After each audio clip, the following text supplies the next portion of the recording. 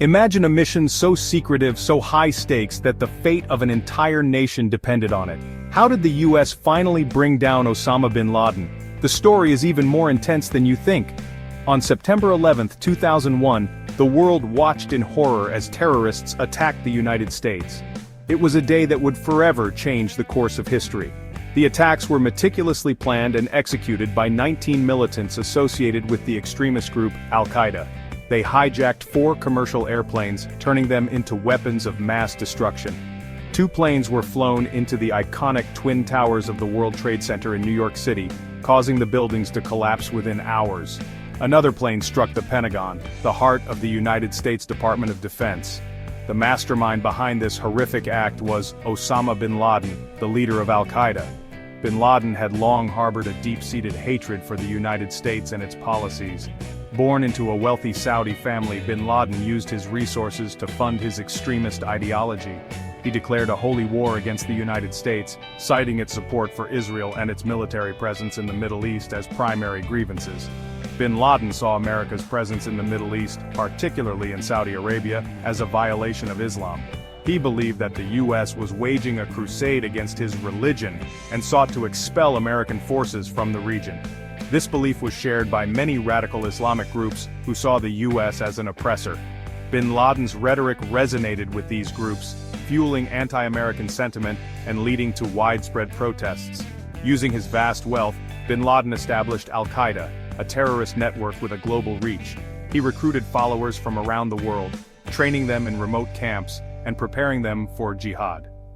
The 9/11 attacks were the culmination of bin Laden's twisted ideology and his hatred for the West. The devastation left in their wake was unimaginable, with nearly 3,000 innocent lives lost. Bin Laden believed that by striking at the heart of America, he could weaken its resolve and drive it out of the Middle East. He aimed to create a rift between the US and its allies, hoping to isolate America on the global stage. The attacks resulted in the deaths of nearly 3,000 innocent people, leaving an indelible scar on the American psyche. Families were torn apart, and the nation was plunged into mourning. The world demanded justice. In response, the United States, with the support of its allies, vowed to hunt down bin Laden and dismantle Al-Qaeda. The US military mobilized and a global manhunt for the world's most wanted terrorist began. This mission would be long and arduous, fraught with challenges and setbacks. Intelligence agencies from around the world collaborated, sharing information and resources to track down bin Laden. The journey to bring bin Laden to justice was a testament to the resilience and determination of those who sought to protect the world from the threat of terrorism. It was a relentless pursuit that would span nearly a decade. In the immediate aftermath of 9/11, the US launched military operations in Afghanistan. This was the base of Al-Qaeda and the Taliban regime that harbored them. The goal was to topple the Taliban and deny Al-Qaeda a safe haven. Finding bin Laden was a top priority. However, he proved to be an elusive target. Bin Laden was a master of disguise and deception. He was also a skilled strategist who knew how to exploit the rugged terrain of Afghanistan and Pakistan to his advantage. The US deployed special forces, intelligence operatives, and sophisticated surveillance technology. They conducted raids, interrogated prisoners, and offered rewards for information. Yet bin Laden remained one step ahead. Years turned into a frustrating pursuit. Intelligence leads often proved to be dead ends. Bin Laden was believed to be hiding in the mountainous region along the Afghanistan-Pakistan border. This region, known as the federally administered tribal areas of Pakistan, was a lawless and treacherous terrain. The US relied heavily on drone strikes to target Al-Qaeda operatives in the FATA. These strikes were effective in degrading Al-Qaeda's capabilities. However, bin Laden remained frustratingly out of reach. The longer he evaded capture, the more his legend grew. Some began to doubt if he was even still alive. A critical breakthrough came in 2010. Intelligence analysts uncovered the identity of one of bin Laden's most trusted couriers, Abu Ahmed al-Kuwaiti. This was a significant development, as bin Laden was known to rely heavily on a small circle of trusted messengers. Tracking al-Kuwaiti became a top priority. The CIA meticulously monitored his movements, hoping he would lead them to bin Laden. Their efforts paid off when al-Kuwaiti was tracked to a suspicious compound in Abbottabad, Pakistan. Abbottabad was an affluent town, not a remote mountainous region where many expected bin Laden to be hiding. The compound itself was unusual, large, heavily fortified, and with very high walls. This raised suspicions that it could be hiding someone of significance. Section 5, Operation Neptune Spear, Planning the Raid.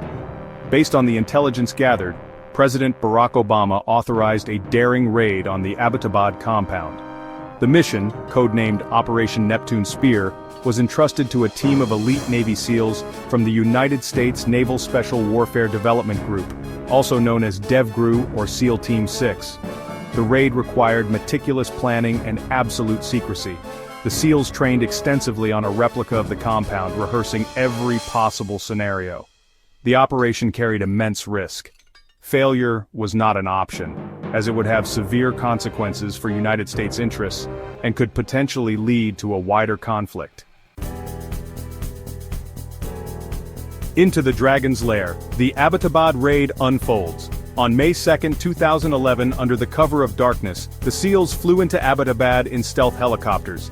They infiltrated the compound, encountering resistance from bin Laden's guards. A fierce but brief firefight ensued. Moving swiftly and decisively, the SEALs cleared the compound room by room. They encountered bin Laden on the third floor where he was shot and killed. The operation lasted approximately 40 minutes. The SEALs also collected a treasure trove of intelligence computers, hard drives, and documents that provided valuable insights into Al-Qaeda's operations and plans.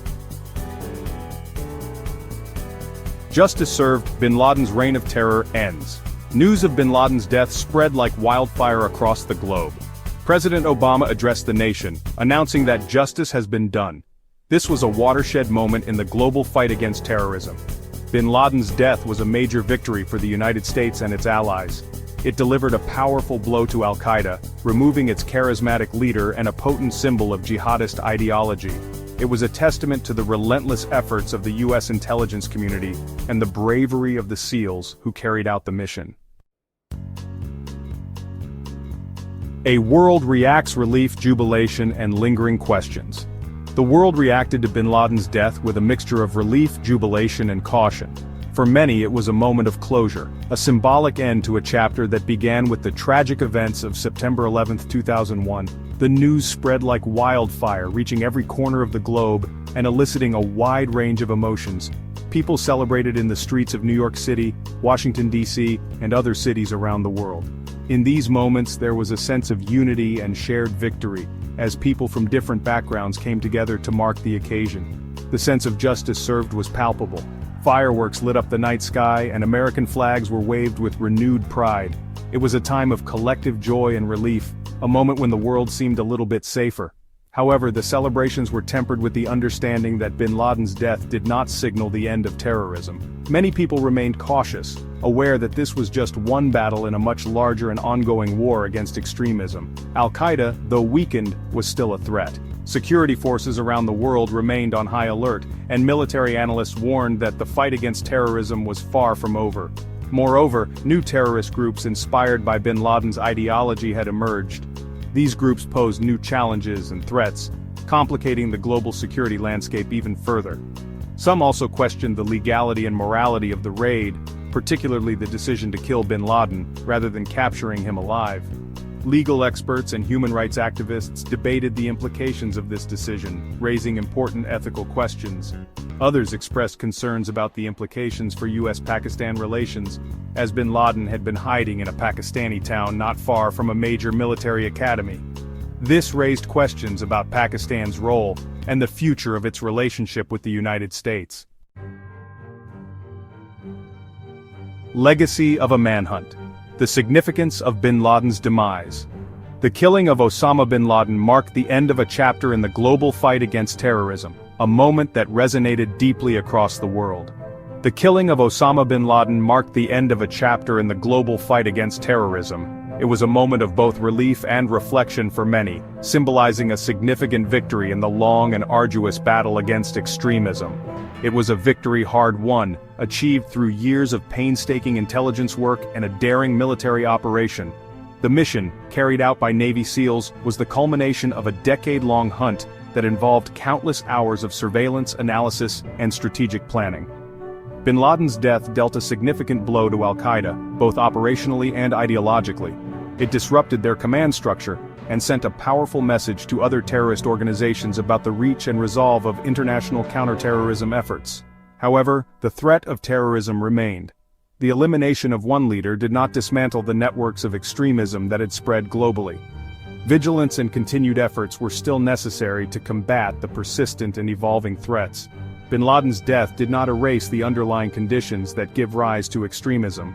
Issues such as political instability, economic disparity, and ideological indoctrination continued to fuel the cycle of violence and radicalization in various parts of the world. It also highlighted the evolving nature of the terrorist threat, with the emergence of new groups and the spread of extremist ideology online. The digital age has allowed these ideologies to proliferate more rapidly and widely than ever before, creating new challenges for security agencies. The legacy of the manhunt for bin Laden is complex and multifaceted. It represents a significant achievement in counterterrorism but also underscores the ongoing struggle against a constantly changing enemy. It serves as a reminder of the human cost of terrorism, the importance of international cooperation, and the need for continued vigilance in the face of evolving threats. The collaboration between nations, sharing of intelligence, and joint operations have become more crucial than ever. It also raises important questions about the use of force, the balance between security and liberty, and the long-term consequences of the global war on terror. As we reflect on this pivotal moment, we must consider how to address the root causes of extremism and build a more secure and just world for future generations. Don't miss out on more incredible stories like this. Hit that like button, subscribe, and turn on notifications so you never miss a video. A heart of innocence, a shadow of evil. What drove 4 teenagers to murder? The quaint town of Madison, Indiana, bore witness to an unspeakable tragedy in 1992. On a cold January night, the life of 12-year-old Shanda Sharer was brutally extinguished, leaving a community grappling with shock and disbelief. 4 teenage girls, driven by a twisted mix of jealousy and rage, committed an act of unimaginable cruelty. Their crime sent shockwaves across the nation, forcing us to confront a chilling question. What could possess young people, barely old enough to understand the consequences of their actions, to perpetrate such a horrific act of violence? Shanda Renee Sharer was a bright, bubbly 6th grader at Hazelwood Junior High. She was known for her radiant smile that could light up any room she walked into. Her teachers often spoke of her enthusiasm for learning and her willingness to help her classmates. Shanda was not just a student, she was a friend to many, always ready to lend a hand or share a laugh. Described by those who knew her as a kind and gentle soul, Shanda had a way of making everyone feel special. Her friends often recalled how she would go out of her way to include everyone in activities, ensuring no one felt left out. Her kindness was not just limited to her peers, she was also known for her love of animals, often bringing home stray pets to care for them. Shanda possessed an infectious laughter and a love for life that touched everyone around her. Her laughter was like a melody that could brighten even the darkest days. She had a zest for life that was evident in everything she did, from playing with her friends to participating in school events. Her joy was contagious, and it was impossible not to smile when she was around. She excelled in sports, particularly gymnastics, where she showed remarkable talent and dedication. Shanda spent countless hours practicing, always striving to perfect her routines. Her coaches admired her determination and her ability to push through challenges with grace and poise. Gymnastics was not just a sport for her, it was a passion that she pursued with all her heart, and harbored dreams of one day becoming a marine biologist. She was fascinated by the ocean and its many mysteries. Shanda would spend hours reading about marine life, dreaming of the day she could explore the depths of the sea. Her room was filled with books and posters of marine animals, a testament to her unwavering passion for the underwater world. Her life, filled with promise and innocence, was tragically cut short, leaving a void that could never be filled. The news of her untimely death sent shockwaves through the community, leaving everyone in a state of disbelief and sorrow. The playgrounds where she once played now stood silent, a haunting reminder of the vibrant life that was taken too soon, leaving a void in the hearts of her family and friends that could never be filled. Her family struggled to come to terms with the loss, finding it hard to imagine a world without Shanda's laughter and love. Her friends, too, were left grappling with the harsh reality of her absence, often visiting her empty bedroom to feel close to her once more. Shanda's parents, divorced but united in their love for their daughter, were devastated by her loss. Despite their differences, they came together in their grief, finding solace in each other's company. They often reminisced about the happy moments they shared with Shanda, clinging to the memories that kept her spirit alive in their hearts. Her mother, Jacques Vaught, became a vocal advocate for victims' rights, channeling her grief into a mission to help others. She spoke at rallies, organized events, and worked tirelessly to raise awareness about the importance of protecting children. Jacques' strength and determination became a beacon of hope for many, showing that even in the face of unimaginable loss, one could find a way to make a difference, dedicating her life to ensuring that her daughter's memory lived on. Through various initiatives and charitable events, Jacques kept Shanda's spirit alive, reminding the world of the bright young girl who had so much to offer. Her efforts not only honored Shanda's memory, but also provided support and comfort to other families who had experienced similar tragedies. Shanda's murder served as a stark reminder that even in the perceived safety of small-town America, darkness can lurk in the shadows. The community, once considered a safe haven, was forced to confront the harsh reality that danger could strike anywhere, at any time. The streets that were once filled with laughter and joy now carried an air of caution and vigilance, ready to snatch away innocence in the blink of an eye. Shanda's story is a poignant reminder of the fragility of life and the importance of cherishing every moment. It calls on us to protect our children, to be vigilant, and to ensure that such a tragedy never happens again. Her legacy lives on, urging us to create a safer world for the generations to come. The Faces of Fury: Melinda Loveless, Lori Tackett, Hope Rippey, and Toni Lawrence. These four young women, whose lives were marred by pain and suffering, became infamous for their involvement in one of the most harrowing crimes of their time. Their actions would forever change the lives of many, and leave an indelible mark on the community.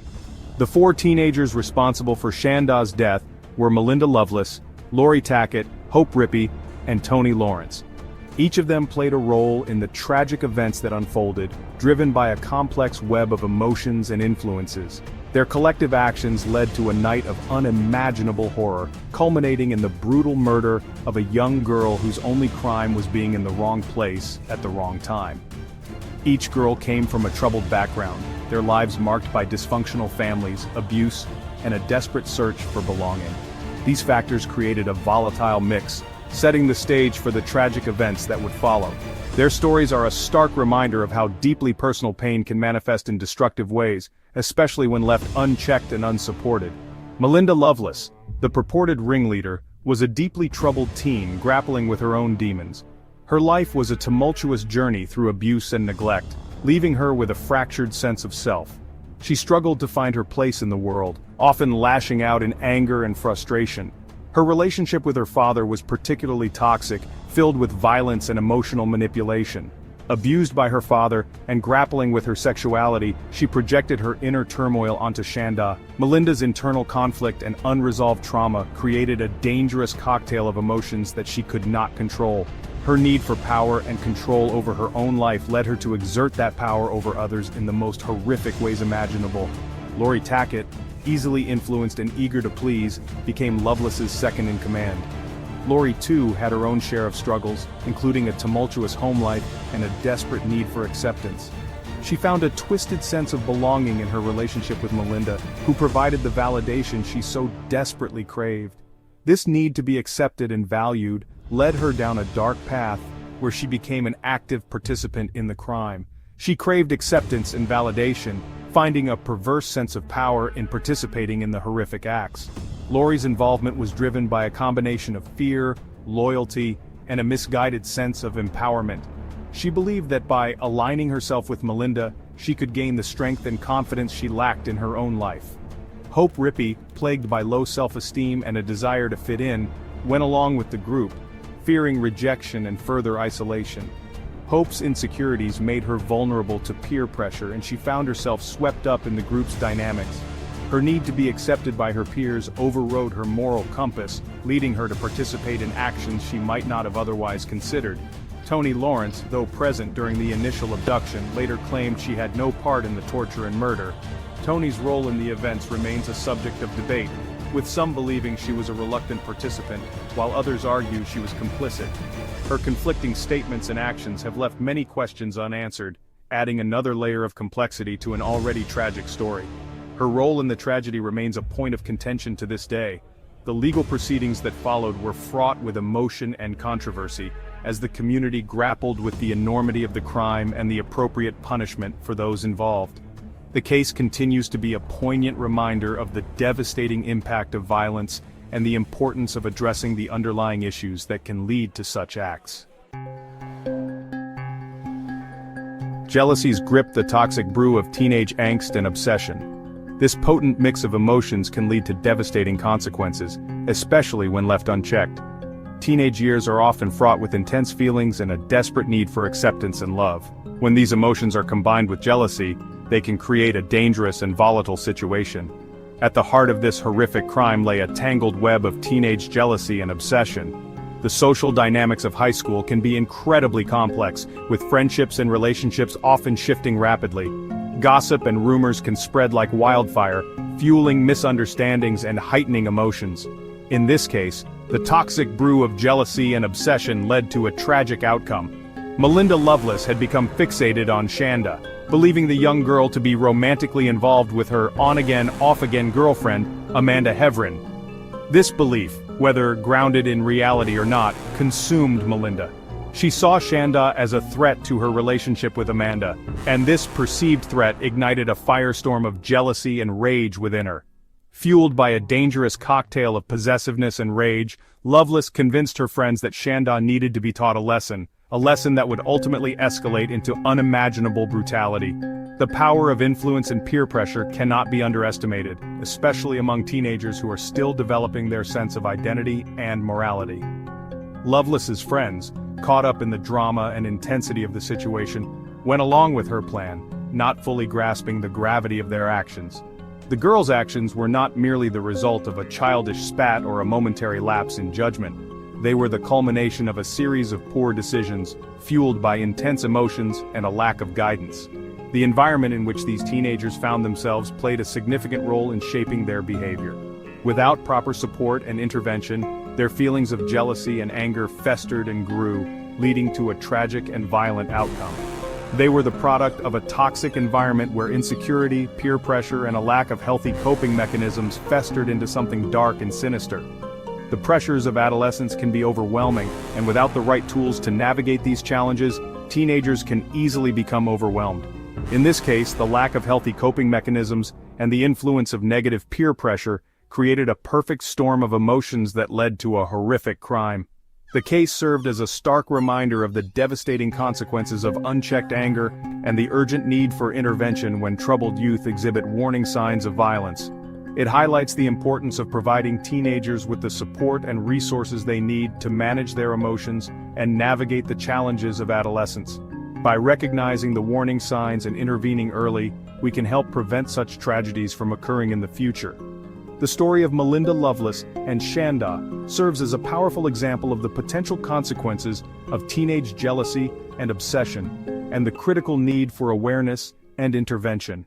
Imagine waking up one morning to find that a cybercriminal mastermind had breached one of the most secure financial institutions in the world, and stolen a staggering $10 million without leaving a trace. No loud alarms, no obvious signs of a breach, just the quiet disappearance of millions. The digital world shook, and the financial industry was left scrambling for answers. How did they pull it off?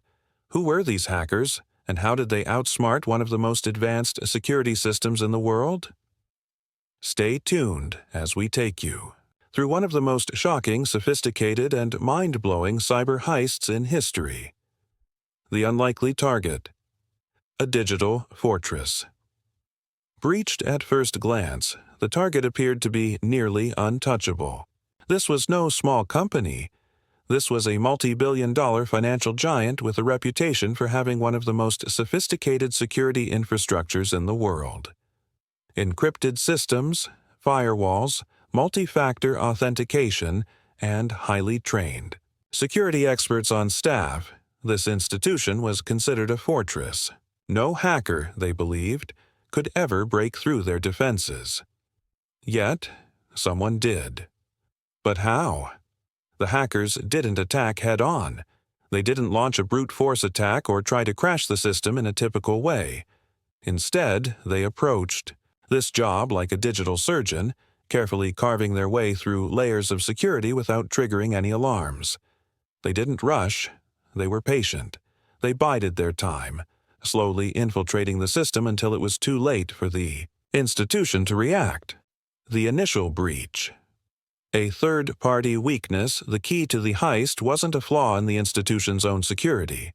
It was in a third-party vendor they worked with. This vendor, a software company, provided a routine update that, unknowingly, carried a backdoor, a vulnerability. The hackers, already months ahead of their plan, were aware of this weak link. They didn't rush to exploit it. They waited for the perfect moment. The update was installed by the financial institution's IT team, unaware that it contained malicious code designed to bypass the most sophisticated firewalls. The breach wasn't discovered immediately because it was designed to stay dormant, hidden, deep within the network. The hackers were in, and the clock was ticking. Little did the company know their fortress had a hidden entrance, and the hackers had just found it. Social engineering, the human factor. The next phase of the heist involved the human element. This is where the hackers got even more creative.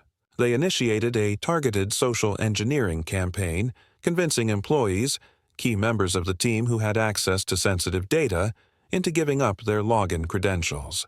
It wasn't a traditional phishing email asking for bank account details. Instead, they impersonated trusted colleagues, sent official-looking documents, and built rapport with the employees. Through careful psychological manipulation, they gained access to critical systems without triggering any alarms. It was all part of a well-orchestrated plan. By now, the hackers had access to more than just the software. They had the keys to the kingdom. They understood the institution's operations inside out. They knew exactly where to go and when to strike. The digital heist. $10 million disappears without a trace on the night of the hack. Everything was set. The hackers had mapped out their route. They knew exactly which accounts to target and how to move the money undetected. They didn't make a direct transfer. Instead, they employed an advanced method of moving the funds in small, seemingly insignificant transactions spread across multiple accounts. Each movement was masked by encryption, and each account was carefully chosen to avoid detection. They didn't just use one method to hide the funds. They employed multiple layers of deception. Offshore accounts, shell companies, and cryptocurrencies were just a few of the tactics they used. At the same time, they deployed a series of decoys, fake transactions, manipulated logs, and clean data trails to confuse investigators. The money wasn't stolen in a single obvious movement. No, they were cleverer than that. In total, $10 million was siphoned away, spread across different regions and currencies, making it nearly impossible to trace. By the time anyone realized what had happened, the hackers were long gone, vanishing into the depths of the dark web. The panic. An industry in shock. When the breach was finally discovered, it sent shockwaves through the institution. Employees and executives were in a state of disbelief. How could this have happened? The financial sector prides itself on security, yet here they were, the victims of one of the largest digital heists ever recorded. The hackers had used cutting-edge methods, exploiting not just the technology, but the human weaknesses that often go overlooked. The company immediately locked down systems and called in a team of cybersecurity experts to investigate. They quickly realized the depth of the breach. The hackers hadn't just taken money. They'd left behind a trail of digital fingerprints, but it wasn't enough to easily identify them. The next steps were critical. Find the criminals, stop the flow of stolen funds, and learn from the attack. But, as they soon learned, this wasn't going to be a typical investigation. The hunt. A global search for the masterminds. As the news of the breach spread, an international investigation was launched. Authorities from different countries worked in tandem, pooling resources and expertise to track down the hackers. But the culprits were careful.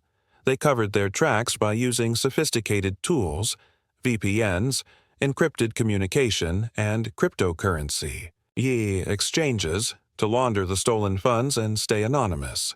The hackers even used misdirection tactics, leaving false trails to confuse investigators. They were not just criminals, they were digital warriors, skilled in the art of cyber deception. The hunt became a race against time. Would they ever be caught? To make matters more complicated, the stolen money was laundered through multiple cryptocurrency exchanges, making it nearly impossible to trace its final destination. Each time investigators thought they were getting closer, the hackers would cover their tracks again. It became a cat-and-mouse game that took months, filled with frustration, dead ends, and close calls. The ripple effect. A new era of digital crime. The impact of the $10 million hack went far beyond just the financial institution. The breach sent ripples throughout the entire industry. Financial organizations, from banks to credit agencies, were forced to reevaluate their security protocols. Regulatory bodies issued urgent memos, calling for stronger security standards, tighter regulations for third-party vendors, and greater transparency in reporting cyber incidents.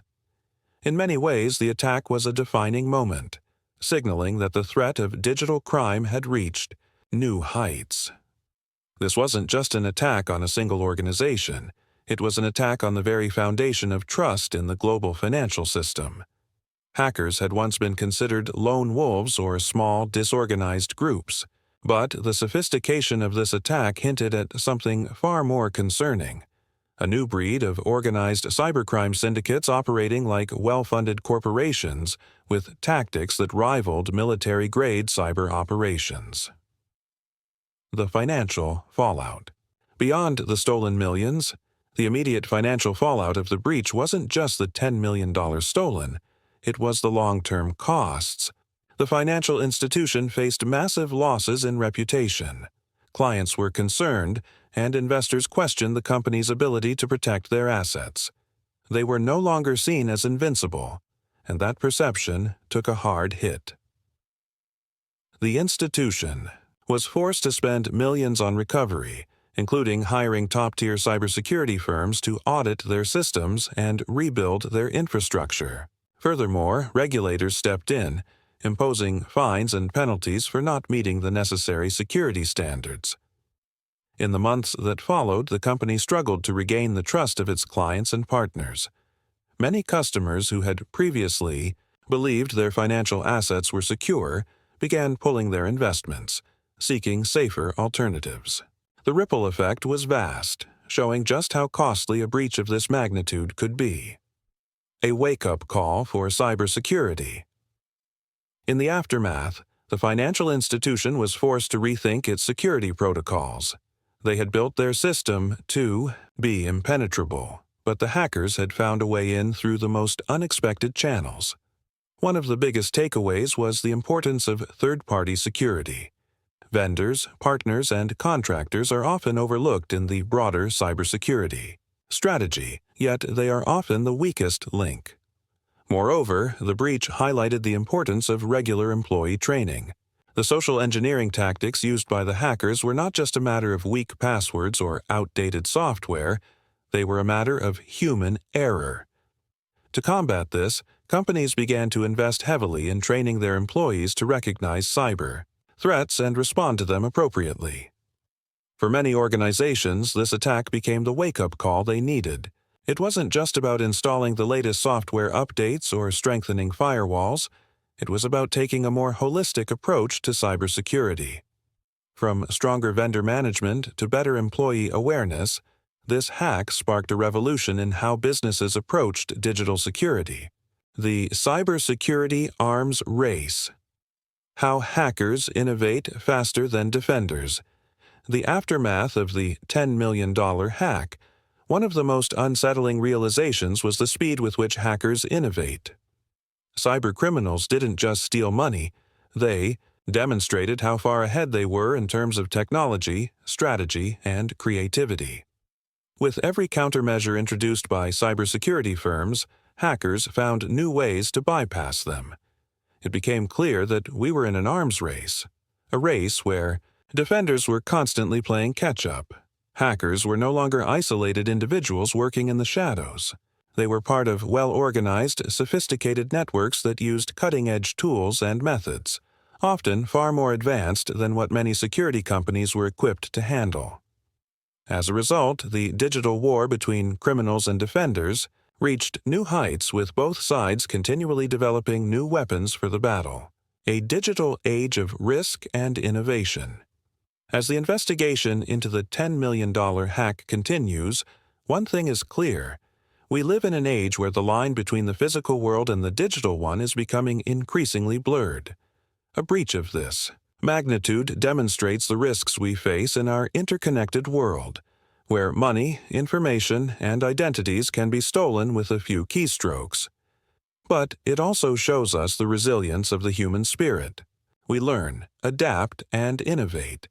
The world of cybersecurity may never be the same again, but as long as we continue to evolve and learn from events like the $10 million hack, we stand a fighting chance in the digital war that's unfolding right before our eyes. The digital fight isn't over. This story isn't just a cautionary tale, it's a call to action. As we continue to live more of our lives online, the question remains, are we doing enough to protect ourselves? Cybersecurity is a collective effort. Every organization, every person has a role to play in securing the future of the digital world. And as hackers get smarter, so too must we. If you found this story as eye-opening as we did, hit the like button, subscribe, and ring the bell so you don't miss any more deep dives into the world of cybercrime. Stay safe, stay vigilant, and remember, nothing in the digital world is truly safe unless we're willing to protect it. Ever wondered how the United States became Israel's ultimate ally? I mean, we're talking about two countries separated by thousands of miles, with vastly different cultures and histories. Yet here we are, with the US consistently backing Israel on the world stage, providing billions in aid, and generally treating them like that friend you let copy your homework in high school.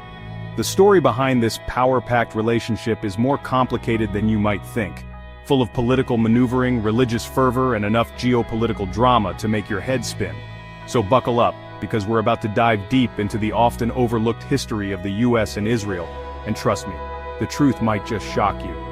To dive deeper into this fascinating history, hit that subscribe button, share with your friends, and tap the bell to stay updated. Your support means everything. Let's spread the knowledge. Picture this, 1948. The world is still reeling from the horrors of World War II, and in the midst of all that chaos, a new nation emerges, Israel. After centuries of displacement and persecution, Jewish people finally had a homeland of their own. You'd think the international community would be throwing a goddamn parade, right? Well, not quite. See, the creation of Israel was a messy affair, carved out of British-controlled Palestine, and let's just say not everyone was thrilled about it. The UN had this whole partition plan, dividing the land between Jews and Arabs, but it went about as well as you'd expect when you try to split a pizza with someone who only likes pepperoni and you're a vegetarian. Wars immediately broke out, with neighboring Arab states none too keen on this whole Israel thing. And who could blame them? Imagine if Canada suddenly decided to declare independence and become New France, claiming a chunk of Maine in the process. You'd probably be a little miffed too, right? So, there's Israel, brand new, surrounded by enemies and feeling pretty lonely. Most of the world was hesitant to get involved, still grappling with the whole "should we have let a genocide happen?" guilt trip. But there was one country, thousands of miles away, that decided to stick its neck out, the good old US of A. US support for Israel wasn't a given. It was a risky decision in a volatile region. President Truman recognized Israel just 11 minutes after its declaration. The State Department urged him not to, fearing backlash from Arab nations. They argued it would alienate oil-rich Arab nations. But Truman saw a moral imperative. Many Americans, especially the Jewish community, supported a Jewish state. Plus, Cold War politics played a role. The Soviet Union initially supported Israel. The US couldn't let the Soviets have all the influence. Thus began a complex US-Israel relationship. Now, fast forward to the 1960s and the Cold War is in full swing. The US and the Soviet Union are locked in this ideological deathmatch, vying for global dominance, and the Middle East becomes this giant chessboard.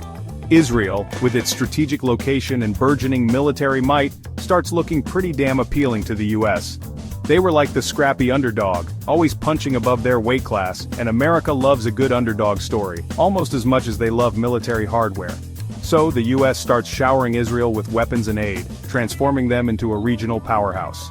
Then comes the 1967 Six-Day War, where Israel, facing an existential threat from its neighbors, unleashes a military beatdown of epic proportions. They say victory has 1,000 fathers, and the US, basking in the reflected glory of Israel's triumph, was more than happy to claim paternity. This war cemented Israel's image as a capable and reliable ally, a bulwark against Soviet influence in the region. But it also laid the groundwork for future conflicts and deepened the complexities of the Israeli-Palestinian conflict, something we're still dealing with today. Chapter 4. From Aid to Allies, the Unbreakable Bond of Weapons and Whispers. The 1970s and 80s saw the US-Israel relationship go from a casual fling to a full-blown shotgun wedding. Military aid continued to flow, intelligence sharing reached new heights, and the two countries became joined at the hip, diplomatically speaking. Israel proved its worth as a strategic asset during the Yom Kippur War in 1973, providing the US with valuable intelligence on Soviet military capabilities. Think of it like that friend who always lets you borrow their notes, except in this case, the notes were about how to defeat a superpower. This era also saw the rise of powerful pro-Israel lobbying groups in the US, ensuring that supporting Israel remained a top foreign policy priority. These groups weren't just whispering in the ears of politicians, they were practically renting out their ear canals. But it wasn't just about politics and military strategy, there was a genuine sense of camaraderie developing between the two nations, a shared sense of purpose in a world that often felt hostile and unpredictable. They were like that couple who finishes each other's sentences, except their sentences involved things like missile defense systems and regional stability. Chapter 5. God's Chosen Country, How American Evangelicals Found Their Promised Land in Israel. Now, no discussion of the US-Israel relationship would be complete without mentioning the elephant in the room, or rather the elephant in the Holy Land, the influence of American evangelical Christians. For many evangelicals, the creation of Israel wasn't just some geopolitical event, it was the fulfillment of biblical prophecy, a sign that the Second Coming was just around the corner, and they weren't shy about making their views known. They became some of the most vocal and dedicated supporters of Israel, lobbying for its interests, donating generously to pro-Israel causes, and generally treating the whole country like it was a divinely ordained theme park. This unwavering support, while well-intentioned, added another layer of complexity to the US-Israel relationship. It blurred the lines between foreign policy and religious belief, making it even more difficult to have nuanced conversations about the Israeli-Palestinian conflict. But hey, who needs nuance when you've got the Book of Revelation, right? Chapter 6. Throughout the decades, the US has played the role of mediator in the seemingly never-ending quest for peace in the Middle East. They've hosted peace talks, brokered agreements, and generally tried to herd these two cats, Israel and Palestine, towards some semblance of coexistence. Think of it like trying to get a dog and a squirrel to share a picnic basket. It's not easy, and there's bound to be some bloodshed along the way. There have been moments of hope, like the Camp David Accords in 1978, where Egypt and Israel signed a peace treaty, proving that miracles can happen, even in the Middle East. But for every step forward, there seemed to be two steps back, with violence erupting, negotiations collapsing, and both sides accusing the US of being biased. The US found itself in an impossible position, trying to balance its unwavering support for Israel with the need to broker a peace deal that would require concessions from both sides. It's like trying to juggle chainsaws while riding a unicycle on a tightrope. Impressive, sure, but ultimately doomed to fail. Chapter 7. The end of the Cold War didn't exactly usher in an era of peace and love, especially in the Middle East. The US-Israel relationship continued to evolve, shaped by new threats, shifting alliances, and the never-ending drama of the Israeli-Palestinian conflict. The 9/11 attacks had a profound impact, strengthening the bond between the two countries as they faced the shared threat of terrorism. George W. Bush, with his "you're either with us or against us" mentality, embraced Israel as a key ally in the war on terror. Obama, on the other hand, tried to adopt a more balanced approach, emphasizing the need for a two-state solution and occasionally bumping heads with Israeli Prime Minister Netanyahu. Trump?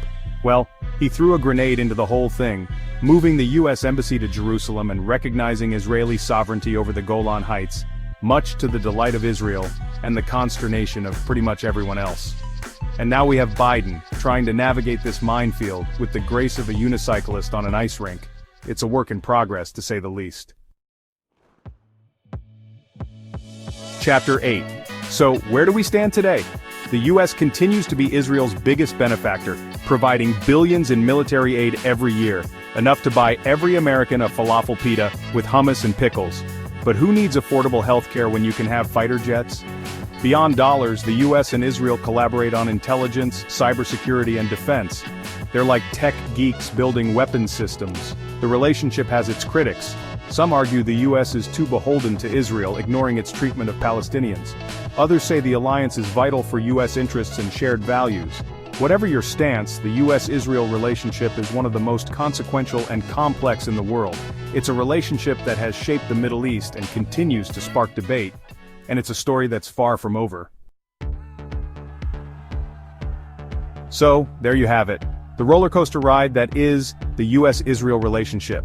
It's a story of shared values, strategic interests, religious fervor, and enough political intrigue to make your head spin. And like any good relationship, it's had its ups and downs, its moments of tenderness, and its explosive arguments. Where will this unlikely alliance go from here? Only time will tell. But one thing's for sure, it's a relationship that will continue to shape the world we live in, for better or for worse. To dive deeper into this fascinating history, hit that subscribe button, share with your friends, and tap the bell to stay updated. Your support means everything. Let's spread the knowledge.